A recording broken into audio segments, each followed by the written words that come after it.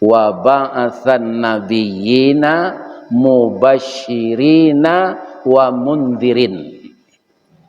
Diutus bersama kita itu nabi, akrajo nabi itu mubasyirin, memberi kabar gembira. Yang kedua wa munzirin, memberi peringatan.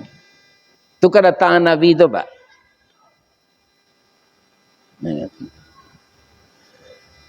Supaya nabi itu, bapak-bapak, mempunyai referensi yang akurat.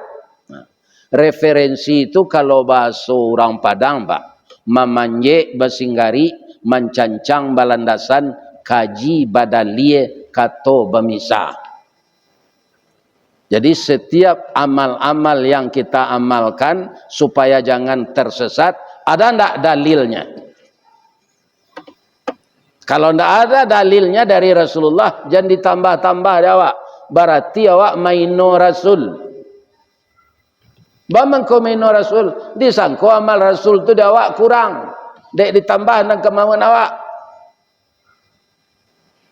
ya kan? Rasul itu sudah disempurnakan untuknya bagaimana mengatur manusia ini, tidak perlu ditambah peraturan baru de orang. Jadi supaya Rasul itu menghadapi umat punya referensi, ya kan? Maka diturunkan Al-Quran beserta Nabi itu.